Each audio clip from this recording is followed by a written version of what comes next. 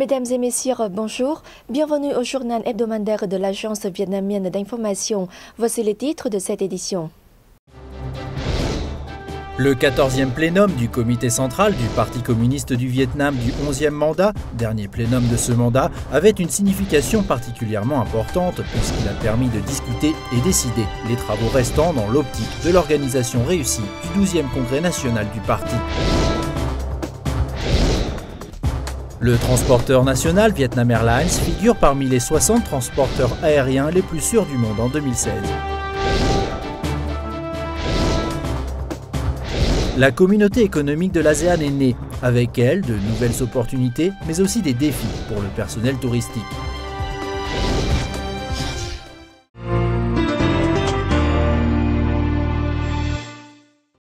Le 14e plénum du comité central du Parti communiste du Vietnam du 11e mandat s'est achevé ce mercredi à Hanoï après 3 jours de travail. Dans son discours, le secrétaire général du Parti communiste du Vietnam, Nguyễn Phú Trọng, a souligné que cet événement de 3 jours a été tenu de manière sérieuse et démocratique, les délégués ayant fait preuve d'un degré élevé de responsabilité envers le pays. Ceux-ci sont parvenus à un large consensus s'agissant de la signature et de la ratification de l'accord de partenariat transpacifique ou le TPP, considérant que celui-ci offrirait d'énormes opportunités, mais aussi maints défis et difficultés. Avec l'expérience de 30 années de Doi Moi et d'intégration à l'économie mondiale, et avec la créativité, les efforts et la haute détermination du parti, du peuple, de l'armée et de la communauté des entreprises tout entières, nous sommes confiants en notre capacité de surmonter les défis et de saisir les opportunités résultant du TPP afin de faire progresser plus rapidement et plus durablement le pays. Le comité central du parti a chargé la délégation du parti au sein du gouvernement de diriger la délégation de négociation pour continuer de travailler avec toutes les autres parties au TPP afin de finaliser toutes les procédures nécessaires et signer officiellement cet accord début février. Le bureau politique est chargé de diriger la préparation de la soumission de cet accord à l'Assemblée nationale pour ratification, ainsi que l'élaboration d'une résolution du comité central du parti sur la mise en œuvre efficace du processus d'intégration au monde, dans la conjoncture où le pays s'est engagé dans des accords de libre-échange de nouvelle génération.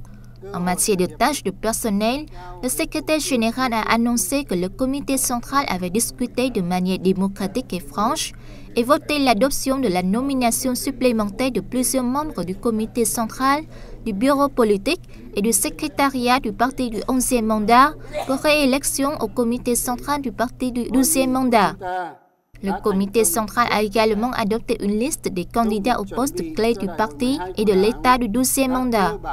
Le comité central est parvenu à un consensus élevé sur la proposition du bureau politique concernant les listes de nomination pour le présidium, le secrétariat et le comité de vérification de la qualité des délégués du 12e congrès national du parti. La compagnie aérienne nationale Vietnam Airlines a été classée parmi les 60 transporteurs aériens les plus sûrs du monde en 2016 par le centre d'études JACDEC basé en Allemagne. Le classement du Jet Airliner Crash Data Evaluation Center, le JACDEC, évalue la sécurité de 60 compagnies aériennes. Plusieurs critères sont pris en compte, le nombre d'incidents légers et graves survenus ces 30 dernières années, mais aussi le nombre de destinations desservies ou encore l'année de création des compagnies. Vietnam Airlines figure sur cette liste pour la sécurité, la régularité et l'efficacité de ses vols, ainsi que pour la modernisation de sa flotte avec l'acquisition de longs courriers de nouvelle génération comme les Boeing 787-9 Dreamliner et Airbus A350-900 XWB, outre l'amélioration de la qualité de ses services en 2015. Vietnam Airlines possède une flotte de 87 avions exploités sur 29 lignes internationales et 21 domestiques. En 2015, Vietnam Airlines a réalisé un chiffre d'affaires de près de 3,2 milliards de dollars, soit 129% de son objectif annuel. En 2015, le Vietnam se classe 11e dans le monde et 3e dans la région d'Asie de l'Est-Pacifique parmi les pays recevant le plus de devises, selon des rapports de la Banque mondiale. L'année dernière, le Vietnam a reçu 12,25 milliards de dollars envoyés par les Vietnamiens résidant à l'étranger. Le volume de devises transférées à Ho Chi Minh Ville par les banques commerciales et les institutions financières de la ville est estimé à plus de 5 milliards de dollars. Actuellement, près de 5 millions de Vietnamiens vivent dans 103 pays et territoires. Pendant la période 1993-2014, le Vietnam a reçu 196,66 milliards de dollars de devises. Ces devises ont un rôle important pour la croissance économique et le développement national.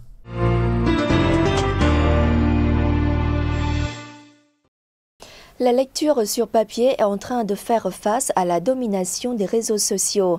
Les gens, surtout les jeunes, préfèrent surfer sur Internet, lire des informations en ligne. Ils semblent négliger les publications imprimées. La culture de la lecture est-elle condamnée à tomber dans l'oubli? Selon une enquête en ligne effectuée par DI Market Research dans de grandes villes comme Hanoi, Hải Phòng, Đà Nẵng, Cần Thơ et Ho Chi Minh Ville, un tiers de la population vietnamienne lit quotidiennement des livres, tandis que la moitié se connecte à Internet. Ceux qui aiment lire des publications imprimées considèrent la lecture sur papier comme un moyen efficace d'améliorer leur concentration et leurs compétences d'analyse et d'écriture. Je cherche souvent des informations sur Internet pour me distraire, car l'accès est très rapide. Néanmoins, pour les études, j'aime lire des livres dans la bibliothèque de notre école.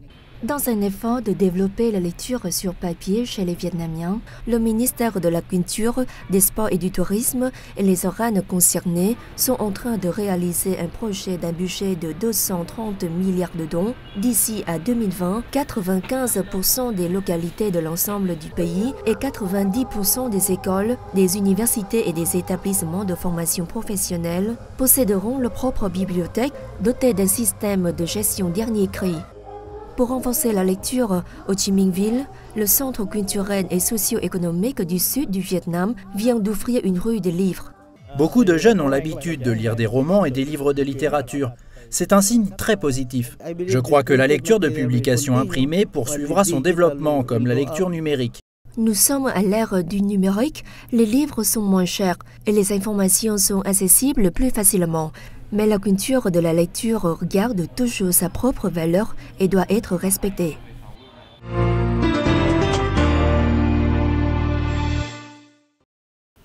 En 2015, le Vietnam a servi 57 millions de touristes vietnamiens et accueilli près de 8 millions d'étrangers, générant un chiffre d'affaires de 338 000 milliards de dong. Un résultat presque inespéré au regard du recul record enregistré au début de l'année. Le tourisme vietnamien a connu une année difficile. Le nombre de touristes étrangers a observé au premier semestre un net recul avec un pic à moins 12% sur un an. L'alerte a été de courte durée puisque le secteur s'est bien repris pour terminer l'année en beauté.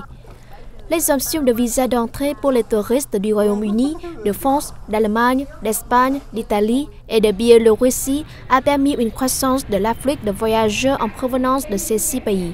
Outre les résultats obtenus, le secteur du tourisme doit remédier à de nombreuses lacunes de la faible compétitivité, l'insuffisance des politiques et des mécanismes spécifiques, la sous-exploitation des potentiels touristiques et notamment la promotion du tourisme non professionnel.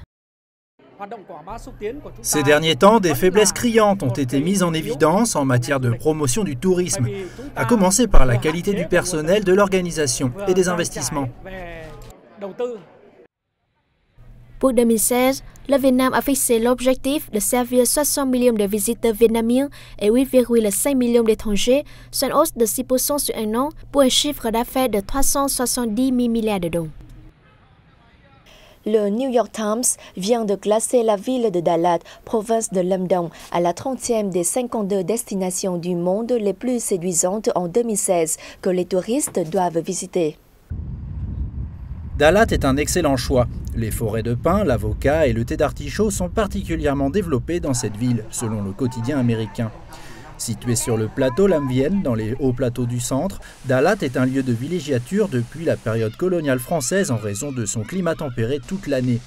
La ville est considérée comme une sorte d'Eldorado par les horticulteurs. Asperges, fraises, caféiers, artichauts y poussent en abondance. Elle est célèbre aussi pour ses activités de plein air comme le golf, le rafting, le VTT ou encore le concours d'éclaboussures sous les chutes d'eau de Voi et de Bai Thang. En 2015, Dalat a attiré de nombreux touristes, notamment chinois, sud-coréens, thaïlandais. De nombreux Singapouriens sont attendus cette année.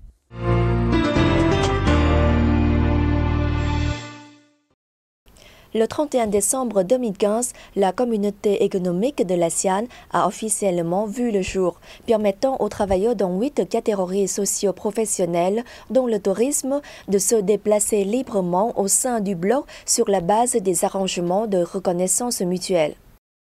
Le Vietnam possède un immense potentiel touristique avec 8 patrimoines mondiaux et 10 patrimoines culturels immatériels reconnus par l'UNESCO.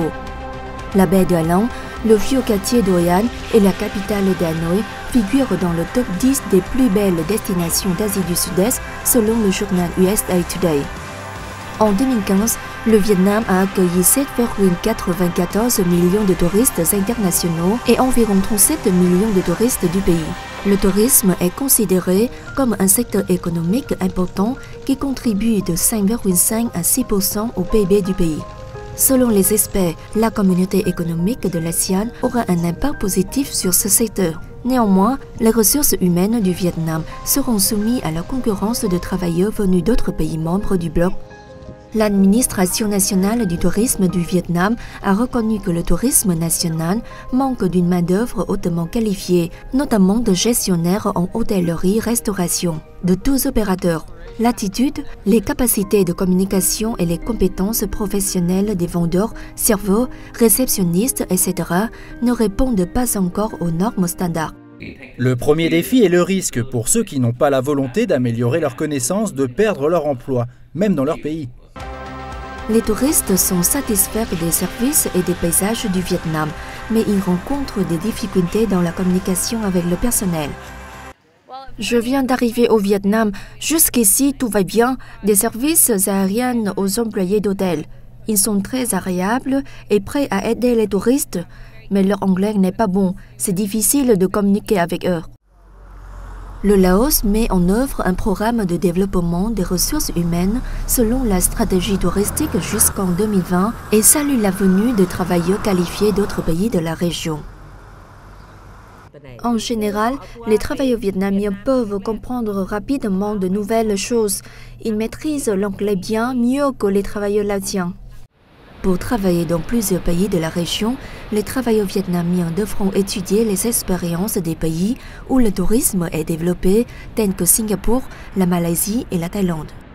Après des années de travail à Singapour, Larry Kai, un ressortissant malaisien, a voyagé plusieurs fois au Vietnam. Selon lui, les travailleurs vietnamiens du secteur touristique doivent améliorer beaucoup de choses pour offrir de meilleurs services. Vous devez penser à sourire plus souvent, même si les clients vous causent des ennuis, en améliorant vos compétences de communication. Les travailleurs vietnamiens comprennent bien les avantages et défis auxquels ils devront faire face avec la création de la communauté de l'ASEAN. Et c'est à eux de chercher à acquérir de nouvelles connaissances pour améliorer leur professionnalisme. Je me sens sous pression.